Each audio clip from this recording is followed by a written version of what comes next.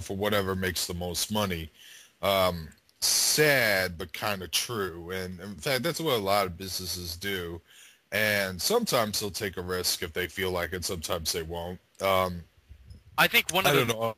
I just can't picture animated movies making huge amounts of money when being shipped over and making a wide theatrical release. I mean, the only time I remember them pulling that off is with the Pokemon first movie, and that was back when the Pokemon hype was like at its fucking Himalayan peak. oh yeah.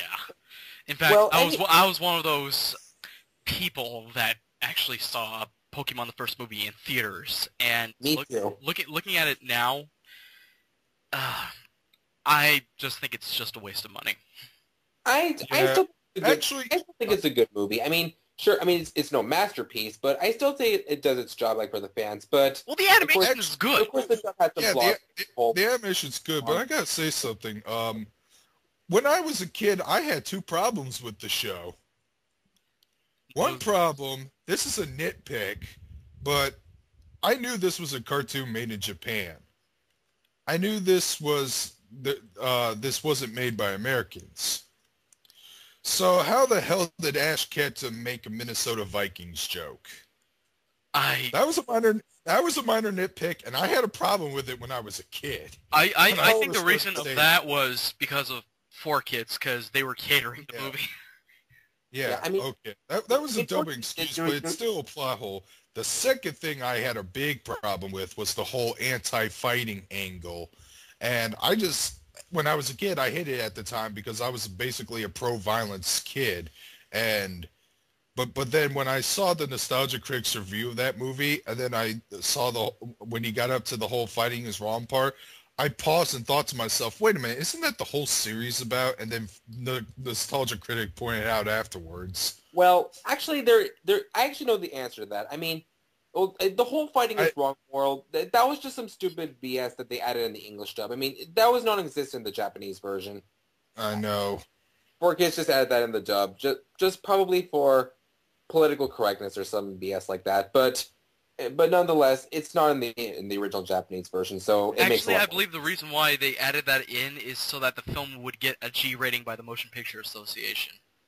Yet I Uh, still don't think it should be G-rated. I think it's more PG, actually. Me too, yeah. In fact, But yeah. some adults, when I was a kid, some teachers thought that movie was PG, Oh, jeez. and I told Yeah, Yeah, them, no. told them they were wrong. but anyways, back on like on anime films that being released in theaters. I mean, I do think they should start releasing them like not limitedly, but a more standard release. Because I mean, Ponyo did do pretty well last year, and also like but I think the better choice would be on anime movies based on TV shows. Like, I mean, when it comes to something like Naruto, Bleach, or One Piece, I mean, shows like those have big followings here in the States. So a lot of fans would like to see them. I know, but what are the odds of them actually paying ticket money to see it? I could Especially go Naruto, on. 'cause I hated it. I could go on and on about the fan base being cheap bastards, but this isn't what this panel's about. This is about 2D animations. Maybe another time I'll explain why I hate half of the anime fan base. Yeah, But that'll be a different panel for a different day. But But at the same time, I do think. But one thing which I'm sure wouldn't be risky is if they did a theatrical release for like standalone anime films, like anything from Studio Ghibli, Summer Wars, or that kind of stuff. I mean, they could just market it as a whole new film, and thus it would work. yeah, it would. Yeah. Or maybe even some certain exceptions, like part one of the rebuild of Evangelion. I actually got to see that in Like, theaters last fall, and I mean, even though part of the reason I went to see it was to see Ava on the big screen since I'm a big Ava fan, but another reason I went to see it was because it was hand drawn. But I think that even if it was wide, it could still be successful because how like it was supposed to be like a retelling and also be more simpler than the TV series in order to bring in new fans. So it still could have worked if it was a standard release. To keep this panel going, I want to move on to a topic that's local here, Western animation. Now, a while ago, you mentioned like box office failures in animation in the early 2000s. I got a perfect example for that. Titan AE. yeah, remember- I heard that was garbage. Actually, untrue. It wasn't garbage at all. In fact, it was a blast. It was a great movie. It was kind of like Star Wars because it was made by the same studio and whatnot, and it was Don Bluth's last film. I mean, we can't have a panel without mentioning cartoonists. But anyway, True. it was his last film before he retired, and this is the film that got 20th Century Fox to close their animation studio. And it was a box office failure, but I was hoping it would be a success because I kept seeing trailers and teasers on TV on this movie. So I was hoping for the best, and I was not one of those people that went to see the movie. But watching it as an adult, like 9 years later after the film came out, I thought to myself, this should have went well. I think I may know part of the reason why it didn't do so well. I mean, granted, I have not seen Titan AE yet, but I've heard some good things about it. But here's why I think it didn't do so well, despite good reviews and being well received by older fans. I mean, the thing is, now the commercials and the trailers, I mean, they may, and I do remember seeing them long ago, but here's why I think that might have been part of the problem was, I mean, because as you know, it was a lot more dark compared to Don Bluth's previous films, and that caused two problems. One, being older, being like adults, like thinking, not sure if the film was made for kids or older fans, and the other being longtime Don Bluth fans who are kind of skeptical with this change in tone for his movie.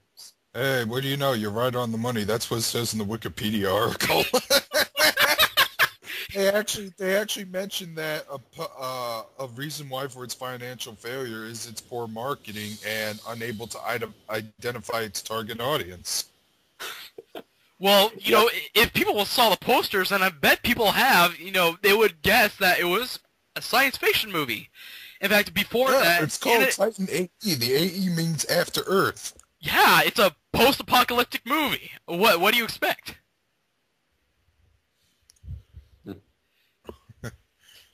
I don't know. Gungans? I'm just kidding.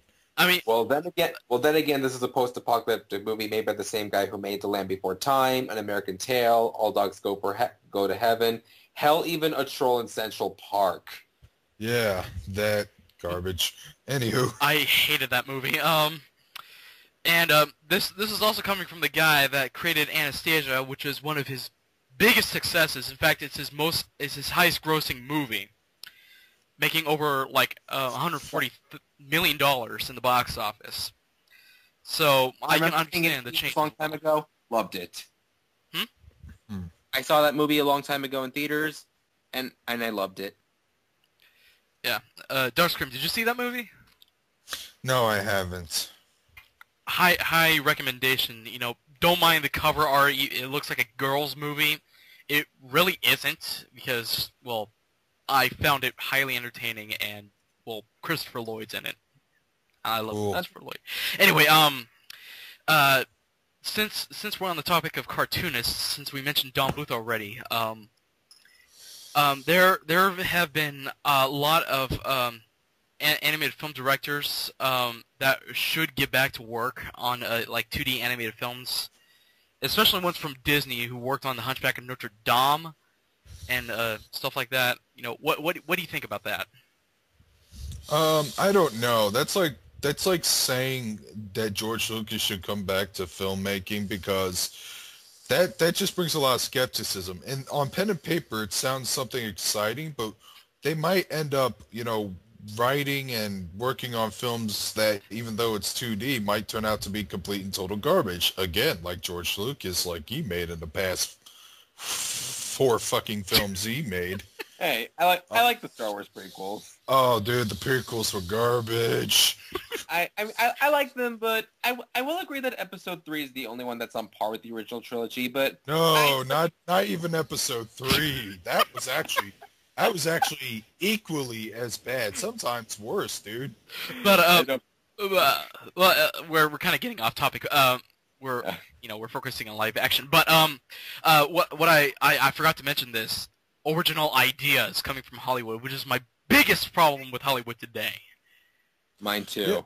Yeah, everything I almost see is basically a remake, a stupid spoof movie made by the Freeberg and Schitzer, And